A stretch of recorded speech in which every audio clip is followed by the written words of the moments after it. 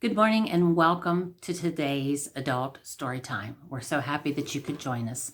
For the summer, we're taking our stories from the book Fractured Fairy Tales, and these are stories as told by A.J. Jacobs, and they were featured on the Rocky and Bullwinkle show. And they're so much fun. Somebody requested that we go back to Fractured Fairy Tales for our summer reading program, and so that's what we're doing. So I hope you enjoy them.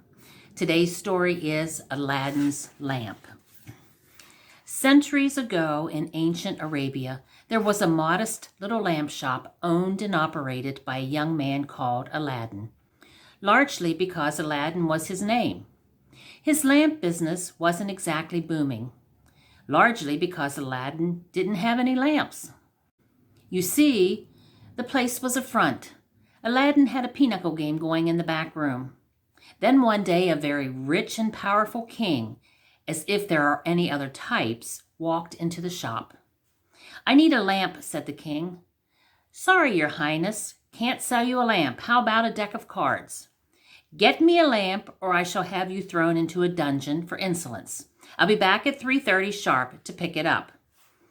Aladdin considered the options: find a light fixture or spend a life in chains, and decided maybe he should get the king a lamp. He dashed out of the shop in search of one, but in his haste, he stepped in a rather large hole and tumbled into inky darkness. He said to himself, "I seem to be in a bottomless pit." Thud! He hit a hard rock with his rear, and this bottomless pit seems to have a bottom in it. At that moment, he spotted a dim light coming from a strange-looking, squat lamp lying on the floor. On it were inscribed the words, "Rub me and get a surprise." How could he resist a deal like that? He rubbed and poof! Out popped a beautiful girl, decked out in ballooning pants and curly shoes and just a little too much eye makeup. "Good heavens!" exclaimed Aladdin. "A genie!" "Yes, that's my name, Jeannie." "That's unnecessarily confusing," said Aladdin. "Are you the kind of genie who, grants 3 wishes?" "Oh, heavens, no. I'm just an ordinary girl who happens to have been brought up in a lamp. You know, the housing shortage around these parts and all." "Are you sure?" asked Aladdin. "Sure, I'm sure. Just try making a wish." Aladdin did. He wished that they were out of the pit, and poof, poof, they were, just like that. "Can you imagine," said the genie, "all that time I was stuck in that lamp, and I could have wished myself out. Oh, the humanity." Aladdin hurried the lamp and genie back to the shop. "Look, Genie baby, I've got to check on the game in the back room. You shine that lamp up for the king, will you?" "Why not just wish it's clean?" asked Genie. "No, sir, I've only got 2 wishes left. I'm saving them for something important."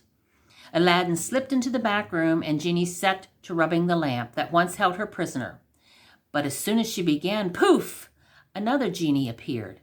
This one, thankfully, was named Sally. Meanwhile, back at the palace, the king was in the throne room meeting with the Grand Wizard, a short little man with a long gray beard and beady little eyes. "Terrible news, your highness," said the wizard. "Your throne has been overthrown. You are no longer king." "No?" asked the king. "Who is?" "Me," shouted the wizard with an evil laugh.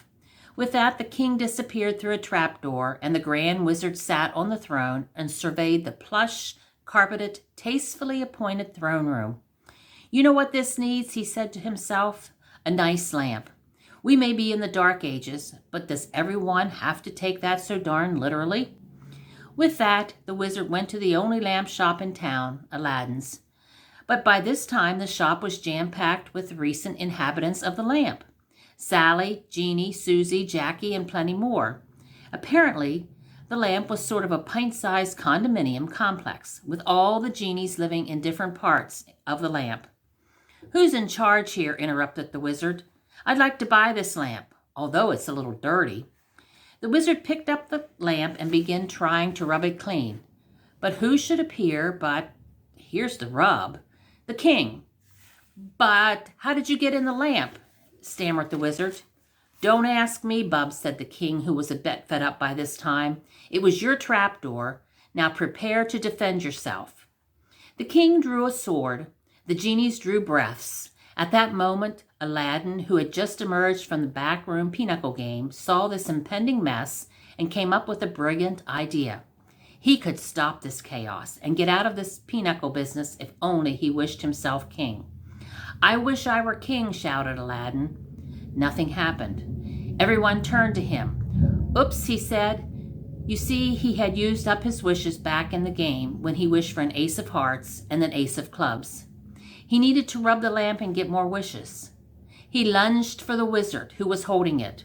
The two fell to struggling and tumbling, and both rubbed the lamp at the same time.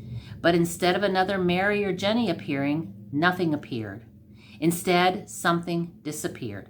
Poof! Namely, Aladdin and the wizard. And the king was king again, which only goes to prove that fairy tale endings can sometimes be completely arbitrary. Oh, and that only in checkers should one try to jump the king. And that's today's story time. I hope you enjoyed it. Stay tuned next week for our next story in the installment of Fractured Fairy Tales. Until then, stay safe, be healthy, and have a wonderful week.